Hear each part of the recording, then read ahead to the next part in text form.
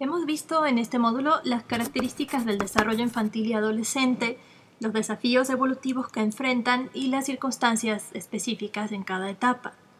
Más adelante nos centraremos en la definición de tipos de violencia que afectan el desarrollo en la infancia y en la adolescencia, pero antes de ello es necesario puntualizar de manera general qué entendemos por afectación al desarrollo causada al vivir situaciones de violencia. En este sentido, haremos algunas aclaraciones sobre lo que se entiende por trauma durante la infancia y la adolescencia. Definimos trauma como la experiencia subjetiva de una persona quien siente que su integridad psicológica está en riesgo. Es importante destacar que lo traumático no se identifica en un evento observable, objetivo y externo a la persona, es decir, algo que diferentes personas podrían entender y vivenciar de la misma manera. Lo traumático es, por el contrario, una experiencia subjetiva, propia y diferente en cada sujeto. No todas las personas vivencian una experiencia externa de modo traumático porque no todas las personas perciben de igual manera un riesgo para su integridad. Cada persona de manera particular cuenta con una construcción de la imagen de sí mismo, del mundo y de las herramientas con las que cuenta para enfrentarlo. En base a estos tres elementos, cada persona percibe y vivencia su integridad, aquello que es, que tiene y que necesita para sobrevivir. Todo individuo enfrenta diariamente innumerables situaciones que desafían su percepción de seguridad e integridad. Sin embargo, estas situaciones no son registradas como traumáticas. Lo traumático se gesta, se desarrolla y habita en el sujeto frente a un evento específico que fue capaz de despojarlo de sus habituales y funcionales herramientas de defensa ante un evento que percibe como peligroso. En ese sentido, frente a un mismo hecho, habrá sujetos con experiencias subjetivas disímiles y, por lo tanto, mismos múltiples grupos sintomáticos. Por tanto, no existe un conjunto tipificado de síntomas que den cuenta de manera lineal que un niño o una niña ha vivido como traumático un evento. Es por ello que encontrar denominaciones psicodiagnósticas como única brújula de búsqueda de victimización es un deseo frecuente entre las y los psicólogos porque simplificaría su intervención.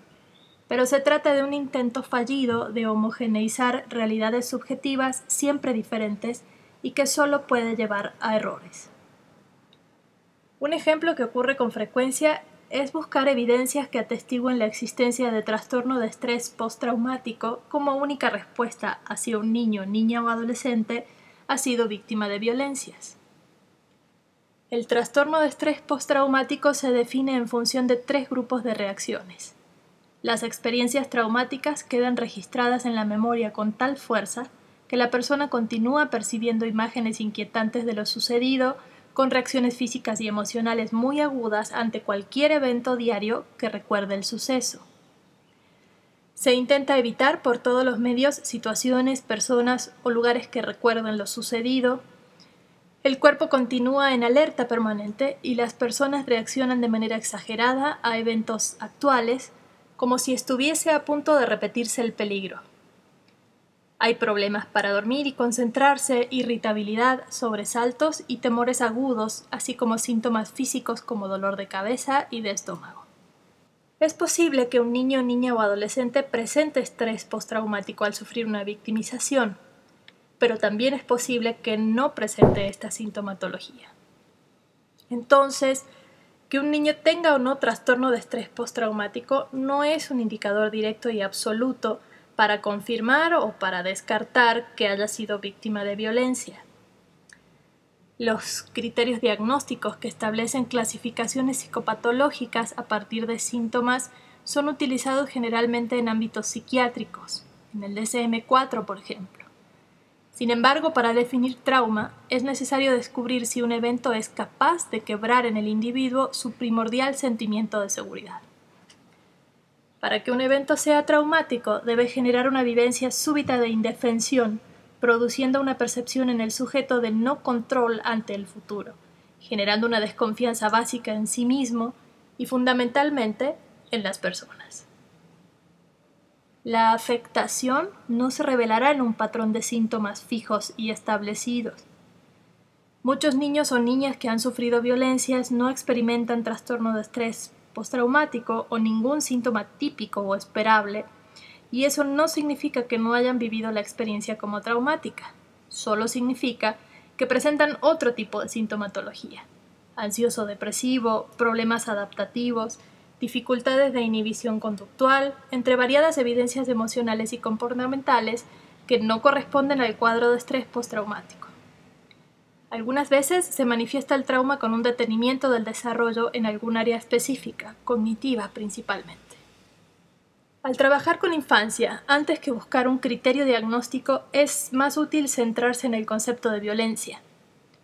Considerar solamente criterios diagnósticos estrecha la mirada y, en cambio, comprender el fenómeno de la violencia ayuda a comprender mejor la vivencia del niño o de la niña. Al plantear esto, es importante esclarecer el concepto de violencia. Violencia es todo ejercicio de poder que no considera al otro como sujeto, produciéndole un sentimiento de indefensión extremo y, por tanto, provocando una experiencia traumática. Durante la infancia y la adolescencia siempre existe diferencia de poder respecto de los adultos. Cualquier adulto tiene más fuerza, información, conocimientos que un niño o niña. De igual modo, cuando un niño o niña vive una situación de violencia, siempre existe un adulto que no puede ver sus necesidades y sus derechos. El adulto está más preocupado por satisfacer sus propios deseos que por el niño. Esto aplica tanto para situaciones de violencia sexual, física o de abandono. Entonces, cuando un niño, niña o adolescente vive una situación de violencia, quien produce esa experiencia traumática siempre es un adulto. Aun cuando otro niño sea el que le genera una situación angustiante, es un adulto quien debe proteger tanto al niño o niña que es agredido como al niño o niña que agrede. Si además de no proteger, el adulto es el agresor y pertenece al ámbito familiar o representa para el niño un referente de autoridad, los sentimientos de seguridad básica y la confianza en sí mismo y en los demás se verán gravemente afectados. Basta mencionar como ejemplos escenarios donde el agresor es un maestro, un guía espiritual, un tío, una nana, etc. Para detectar situaciones traumáticas a la infancia es necesario entonces tener en cuenta que ser víctima no es un cuadro clínico, lo traumático no está centrado en un fenómeno objetivo externo, lo traumático se construye en la experiencia subjetiva. Lo traumático implicará las áreas perceptual, emocional, conductual y contextual. El trastorno de estrés postraumático no es un indicador exclusivo de abuso o maltrato. Si un niño no padece trastorno de estrés postraumático, no significa que no ha sido víctima de violencia. Todo acto violento es traumático. Ante un evento traumático pueden no aparecer síntomas típicos o esperables. Entonces, ¿cómo se determina si un niño, niña o adolescente ha sufrido una situación traumática?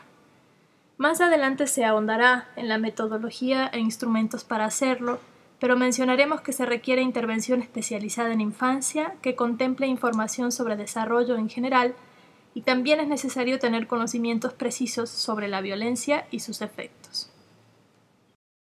Se requiere, en definitiva, una mirada integral, compleja, que incluya múltiples variables y, sobre todo, que sea específica en cada caso.